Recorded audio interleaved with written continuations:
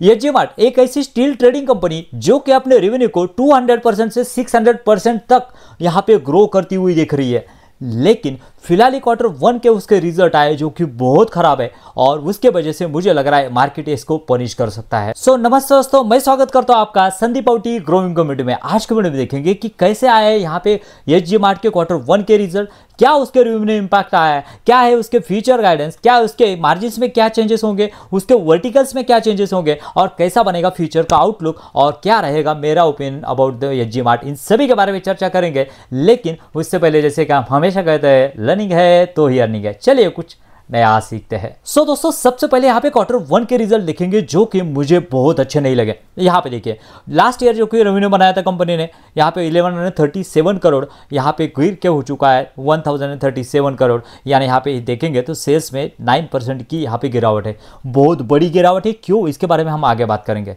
EBITDA के हमारे देखेंगे तो 24.5 का ईबिटा जो है वो गिर के 30.4 हो चुका है। यानी ईबिटा में यहाँ पे 24% की जो है वो ग्रोथ हुई है। क्यों हुई है इसके बारे में हम डिटेल में बात करेंगे।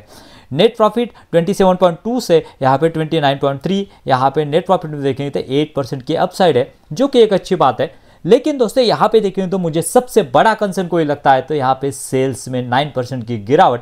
इसके पीछे के रीजन डिटेल में, उसके बाद में ईबिटा अच्छा बढ़ा है और ओवरऑल देखेंगे तो मुझे बिल्कुल भी अच्छा रिजल्ट नहीं लगा है और इसके वजह से मार्केट ने उसको पनिश किया है और वो और भी पनिश कर सकता है। क्यों पनिश कर सकता है इसके लिए हम यहाँ पे डीप डाइव करेंगे। तो चलिए देखते हैं क्या है उसके पीछे के रीजंस। चलिए दोस्तों, किसी भी स्टील कंपनी को जज करने के लिए सबसे बड़ा पैरामीटर होता है उसका वॉल्यूम। बिकॉज ऑफ प्राइस अगर देखेंगे तो यहाँ पे प्राइस जो है फ्लक्चुएट करते रहती है, बिकॉज ऑफ ये स्टील एक कमोडिटी है। लेकिन अगर उसका वॉल्यूम सही डायरेक्शन में जा रहा है तो कंपनी सही डायरेक्शन में जा रही है, ऐसा हम कह सकते हैं। बिकॉज ऑफ अगर यहाँ पे प्राइस बढ़ेंगे तो वॉल्यूम के साथ में यहाँ पे डबल इफेक्ट आएगा और बहुत बड़ा बूम यहाँ पे लेके जा सकती है। बिकॉज ऑफ इस सभी के लिए उसका बिजनेस मॉडल जानना जरूरी है। ये कंपनी क्या करती है ना, बड़े बड़े जो यहाँ पे स्टील मैन्युफैक्चरिंग है जैसे कि टाटा स्टील हो गया या फिर जेएसडब्ल्यू स्टील हो गया, इनसे बल्क में ऑर्डर लेती है और जो छोटे छोटे एमएसएमईज है या फिर यहाँ पे जो रियल इस्टेट है उनको सप्लाई करने का काम करती है। क्या सप्लाई करती है और उसके मार्जिन क्या है, इसके लिए हमें यहाँ पे इस स्लाइड पे आना होगा। तो यहाँ पे देख सकते हैं बिजनेस वर्टिकल्स के बारे में देखें तो B2B मेटल ट्रेडिंग जैसे कि हमने कहा। इसके बाद में नेटवर्क सर्विस सेंटर जो है, यानी जो उसको अगर उन्होंने जो स्टील लिया और जैसी रिक्वायरमेंट है उसको कट करके उसको सप्लाई करने का काम करती है। टीएमटी बार्स मतलब क्या है, रियल इस्टेट के लिए जो बार्स लगते हैं या फिर कंस्ट्रक्शन के लिए जो बार लगते हैं वो सप्लाई करने का काम करती है। पहले तो ये डायरेक्टली खुद लेती थी और बेचती थी, अभी ये रॉयल्टी बेसिस पे लेती है। उसके ऊपर उन्हें 500 पर मैट्रिक टन यहाँ पे जो है वो बेनिफिट मिलता है, मार्जिन्स मिलता है। उसके वजह से मार्जिन्स इंप्रूव होने वाले हैं उसके बाद में देखेंगे तो रिन्यूएबल सेक्टर में भी उन्होंने फोरे किया है।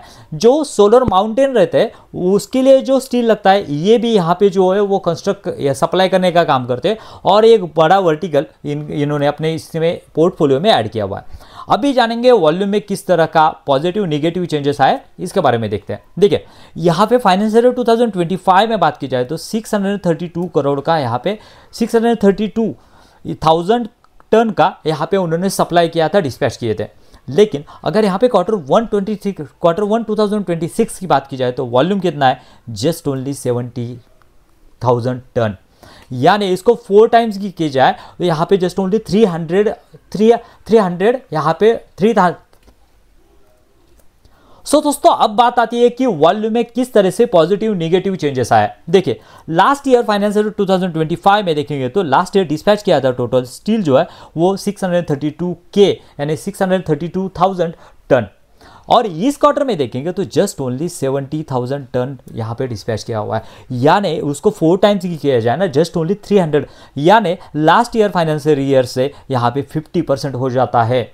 और अगर इसका मेजर चंक आपका अगर इस B2B मेटल ट्रेडिंग से आता है और यहाँ पे अगर 50% का डिक्लाइन यहाँ पे एक हो जाता है तो एक बहुत बड़ा कंसर्न मुझे लग रहा है। हालांकि मैनेजमेंट ने गाइडेंस क्या दिया था, यहाँ पे हम यहाँ पे अपने ईबिटा को डबल करने वाले। देखिए यहाँ पे मैनेजमेंट का क्या कहना था, यहाँ पे द फुल्ली कॉम्पिटेंट ईबिटा जो कि 100 करोड़ है will be grow by 200 crore for the financial year 2026। अगर आपको आपका ईबिटा 2x करना है ना तो उसके लिए आपको वॉल्यूम भी डबल करना पड़ेगा। बिकॉज ऑफ स्टील की प्राइस जो है उस तरह से यहाँ पे नहीं चल रही है। पहली बात उसके बाद में यहाँ पे सिमिलर आपको रेवेन्यू में भी दिखेगा। रेवेन्यू देखिए जो कि 3,210, ये मिलियंस में, हम यहाँ पे करोड़ में करेंगे। 3,200 करोड़ का यहाँ पे रेवेन्यू लास्ट ईयर बनाया था B2B से, मेटल से। यहाँ पे जस्ट ओनली 327 करोड़ का रेवेन्यू आया, यानी 10 टाइम्स यहाँ पे गिरावट यहाँ पे इसमें हुई है। दोस्तों यहाँ पे अगर नेटवर्क सर्विस सेंटर्स की बात की जाए तो यहाँ पे बेसिकली उनके अभी 5 सर्विस सेंटर है, पुणे, जयपुर और बाकी के 3 जगह पे। उनका प्लान था कि और भी 5 खोलने, लेकिन इससे यहाँ पे ज़्यादा जो है वॉल्यूम यहाँ पे प्रोड्यूस हुआ, उसके वजह से यहाँ में उन्होंने फिलहाल तो स्ट्रैटेजी पॉज की हुई है। उसके बाद में उसके रेवेन्यू के बारे में देखेंगे तो 2000 करोड़ का रेवेन्यू जो है वो अभी यहाँ पे इस क्वार्टर में यहाँ पे हुआ है 611 करोड़, यानी 600 करोड़, यानी उसको 4 टाइम्स ही करते हैं ना, 4 क्वार्टर होते हैं ना ईयर के, तो अराउंड 2500 करोड़ तक यहाँ पे जो है वो उसका रेवेन्यू जा सकता है। यानी ये भी डबल नहीं हो रहा है, या फिर उसके नियरेस्ट भी नहीं है, या फिर उसको भी मीट कर रहा है, ये एक बड़ा कंसर्न है। उसके बाद में यहाँ पे TMT बार्स की बात की जाए तो TMT बार्स में लास्ट ईयर रेवेन्यू बड़ा था, लेकिन उन्होंने अभी रॉयल्टी में शिफ्ट किया है। यहाँ पे भी जो है वो ग्रोथ नहीं दिख रही है, हालांकि ये ग्रोथ आपको यहाँ पे थोड़ी सी दिखेगी। उसके बाद में रिन्यूएबल सेक्टर जो है वो जस्ट ओनली स्टार्ट हुआ है, उसका ज़्यादा कुछ कंट्रीब्यूशन दिखता नहीं है। सो दोस्तों यहाँ पे मुझे लग रहा है तो वॉल्यूम में देखेंगे तो बहुत बड़ी गिरावट यहाँ पे SG मार्ट में हुई है, एक बड़ा मेजर कंसर्न है दोस्तों। इसीलिए यहाँ पे अब अगर आप देखेंगे तो रेवेन्यू में डिक्लाइन आया, पहली बात।